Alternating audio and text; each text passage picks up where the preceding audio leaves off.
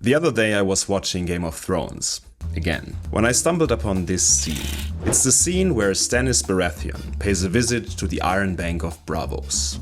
He wants to wage war against the ruling king, and for that, he needs money. Classic story we all can relate to. But there was something about this scene that struck me as strange. It was the fact that, for the first time, two seemingly different worlds collided. On the one hand, we have feudal lords, and on the other, we have a corporation. Two autocratic systems that seem oddly alike, yet in our world are thousands of years apart. Which made me wonder, how did we end up from being governed by kings to being governed by CEOs? What can Game of Thrones tell us about our own history, from peasants to salary workers and maybe back? And what is the one single factor that determines who is in power next?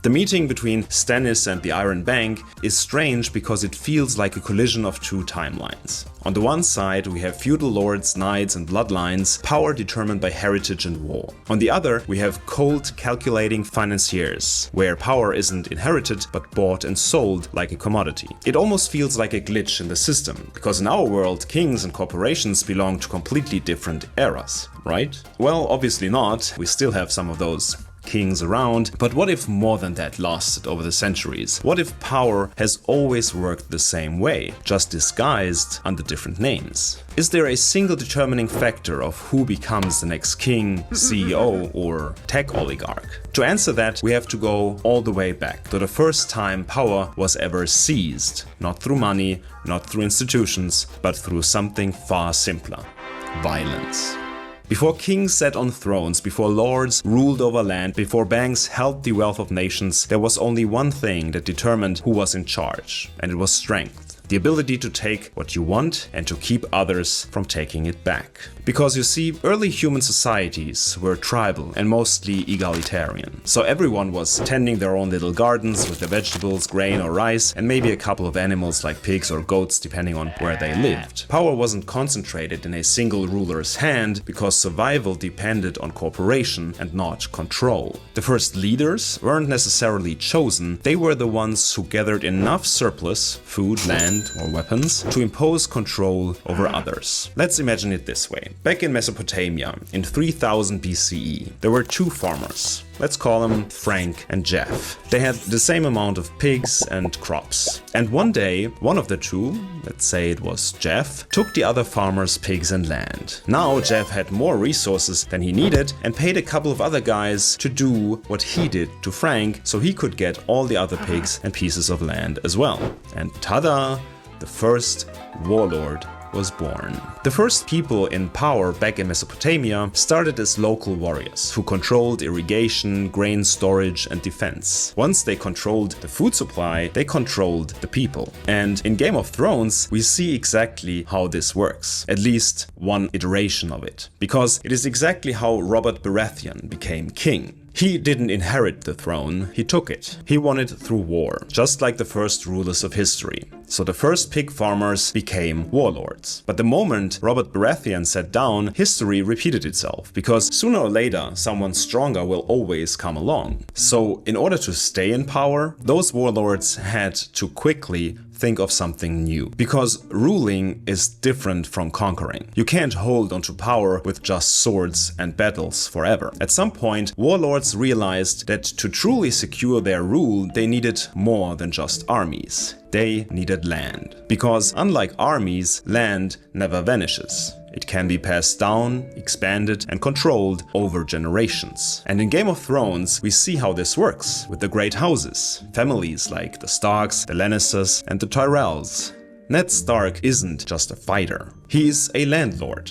And in the world of feudalism, that makes him more powerful than any simple warlord. Because owning land meant, and to some extent still means today, owning the people who work on it. And once that system is in place, it stays locked for centuries. And quite fittingly, we still call the people who control the land landlords. Isn't that fun? Ned Stark isn't king. Well, king in the north, but he controls land and people in the north. Feudal lords held power because they controlled territory and made others bankers work for them. This mirrors real-world feudalism back in 1000 to 1600 CE, where lords ruled their land without needing to be kings. These medieval feudal lords maintained power by owning the land and enforcing law. Laws like prima nocta, where a feudal lord had the right to sleep with a commoner's bride on her wedding night. Maybe more a myth than a widespread practice, but the fact that we still talk about it today may be a rumor that kept people awake at night, and that is already saying something. In this system, peasants had no power, because they didn't own the land they worked on. The lord who claimed land first kept control over generations. We can see this transition from warlord to feudal lords in William the Conqueror in 1066 CE, who literally divided all of England among his knights, turning them into landlords overnight. And they still are today. But land-based power had one problem. It was slow. A noble family could rule for centuries, but if they wanted to expand, that required, again, war, alliances, or generations of marriages. So some people realized that there was something even more powerful than land, something that could move faster, reach farther, and grant power in the blink of an eye. Wanna guess? Yes, money. And the first people to understand this weren't knights or lords. Those people were too busy hunting, drinking, and quite frankly, enjoying life.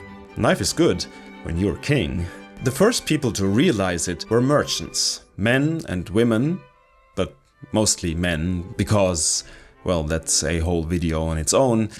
People who didn't own castles, but still controlled entire kingdoms, because now power wasn't inherited, it was bought. And in Game of Thrones, there is no better example of this than the scene from the beginning, the Iron Bank of Bravos. The Iron Bank doesn't fight wars, it funds them. It doesn't have knights, it owns kings. Stannis is technically king by blood, but he has to bow to the first merchants. So the first people who realized that money, not land, was the future of power became the new elite. This mirrors how early merchants and bankers in the Renaissance replaced feudal lords by controlling wealth rather than armies. Like the Medici family in 1400 CE, who built a banking empire, lending money to kings and popes, gaining more power than feudal rulers ever did.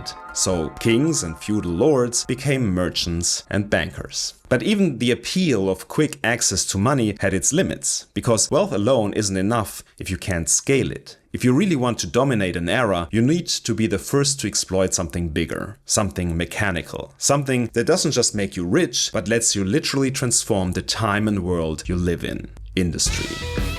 And the people who saw this shift first, they weren't kings, lords, or merchants. They were industrialists. People who didn't just buy power, they built it, turning resources into empires. Sure, they used the money from bankers or even their own through inheritance or theft, but they invested it in order to shape the world we live in to a bigger extent no one before would have ever dreamt about. And in Game of Thrones, the closest thing to an industrialist isn't a blacksmith or a banker, it's Tyrion Lannister. Tyrion's power does not stem from land or war. He rules through engineering. Since there is magic but no microwaves in Game of Thrones, he is an engineer of politics, of strategy and perception. Just like the first real-world industrialist, he sees the flaws in the old system and uses them to his advantage. Tyrion doesn't fight like traditional knights or lords. He, for instance, recognizes that the old system of open field combat is flawed and uses the closest thing to technology,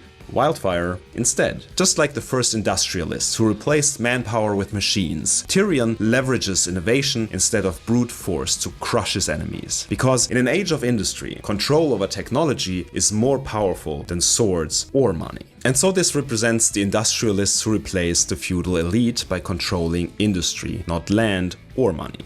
Well, in the end, obviously, money also. Tyrion outmaneuvers knights and kings through intellect and manipulation. He gains power by industrializing a new resource before governments can regulate it, just like the first factory owners. Rockefeller, Carnegie, Ford in the 1800s CE, he takes over before laws can stop him. John D. Rockefeller, for instance, took control over oil, became richer than kings before anti-monopoly laws ever existed. Andrew Carnegie also helped to overthrow the old aristocracy by controlling steel and railroads, making land-based power obsolete. And the peasants? Well, they started working in the factory. First all day, 6 days a week before regulation, and then later after from the early 1900s 9 to 5 on 5 days a week. And still do. Over 100 years later. Fun. So, from kings controlling every aspect of the system and the people in it, we had arrived at CEOs and of course their owners who do the same. But inventions and machines only get you so far. Again, where armies were unsustainable, land was slow and money wasn't as scalable at the time, machines, while scalable, their distribution again was slow. So if you wanted to stay in power, you needed something even bigger, faster, more powerful, and it was information itself. So the first rulers of this new era weren't the traditional CEOs or factory owners. It were the first people to realize that whoever controls networks controls the world. And in Game of Thrones, this is exactly what Varys understands. Varys doesn't command an army. He doesn't own land, but he knows everything. He literally runs a network of spies, the equivalent of controlling algorithms. And because of that, even back in whatever time Game of Thrones plays, in some respect he is more powerful than kings. Just like today, where the world's richest men don't rule countries, they rule data. Amazon, Google, Facebook, these are the Varyses of the modern world, shaping how we think, vote and consume. And this brings us to the final shift, the one that hasn't happened yet but soon will, because if the last era was about controlling information, the next era is about controlling the future itself. The next rulers won't just influence decisions, they'll predict them before we even make them. And I would say, even more than that, they will create the future. In Game of Thrones, there is one character who does exactly that. Bran Stark. Bran doesn't fight wars, he doesn't own land, he doesn't even need or have, I think, money. And the closest thing he has to technology is Hodor. He wins because he sees everything before it happens. Or maybe does he change time itself? Bran is crowned not because of birthright, war or wealth, but because he controls all knowledge. He is the equivalent of an AI system seeing the past, present and future. This mirrors how AI and automation will shape the next rulers of humanity. Those who control predictive technology will control the world. And in our world, the next rulers will be those in control of AI and quantum computing. They will be the next ruling class. Whoever controls AI first will shape civilizations, because they will control all aspects back to the beginning of power: information, machines, money, land, and lastly, armies. We will go full circle, just like Bran being the Night King. I don't know if that is what's up, but I think he's the Night King somehow. Anyway, the tech oligarchs of tomorrow will control armies of robots to keep them in power while running the systems both their armies and our lives are built upon. And the peasants or salary workers, well, maybe we will go back to working 6 days a week, all day long, who knows. But the great thing about Game of Thrones is not only do we see different examples of those power shifts scattered throughout the series, no, actually the whole plot follows the same progression as our real-life history. The moment Robert Baratheon sits on the Iron Throne in Season 1, Episode 1, we see the first form of power, brute force. He didn't inherit the throne, he took it through war. But his rule is already crumbling, and in Season 1, Episode 5, he delivers a crucial line to Sir Barristan and Ned Stark. I thought winning the throne was hard, but keeping it is harder. This moment shows why warlords don't stay in power. They mistake conquest for governance. The next stage of power belongs to those who rule through land and legacy, like Ned Stark in Season 1, Episode 5, when he enforces justice in Winterfell by executing a Night's Watch deserter. Unlike Robert, Ned sees power as being upheld by controlling his subjects, but his fatal mistake is believing that laws and traditions still hold weight in the future, which quite literally costs him his head in the end. By Season 4, Episode 6, power shifts again, this time to money. The most important moment happens when the Iron Bank of Bravos, after coldly dismissing Stannis as a failed king, changes its mind and grants him a loan.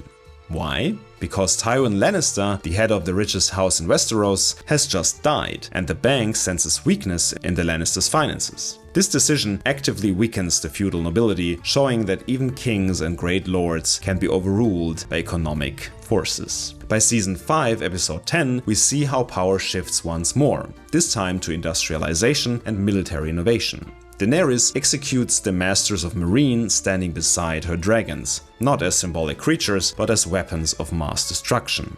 This is the moment where we realize power is no longer about land, knights, and swords, it's about superior technology. But even the industrialization of war isn't enough, which we see by Season 7, Episode 3. When Daenerys follows Varys and Tyrion's invasion strategy, they expect an easy conquest. But Cersei, using counterintelligence and Qyburn's network, anticipates every move, leading to the ambush of Yara Greyjoy's fleet, which results in Cersei capturing Daenerys' closest friend. The final shift in power eventually takes place in Season 8, Episode 6, when Bran Stark is crowned king, not because he fought, ruled, or schemed, but because he sees and maybe manipulates everything before it even happens. In his most decisive moment, when asked if he would accept the throne, he simply says, "Why do you think I came all this way?"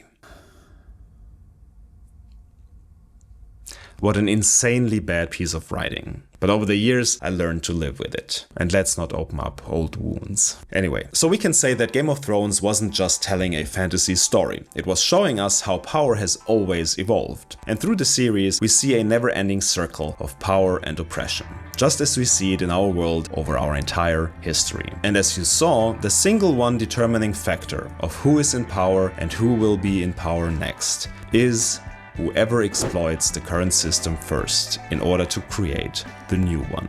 Being first is all that ever mattered and always will. So, now you know why you need to get up every morning and go to work.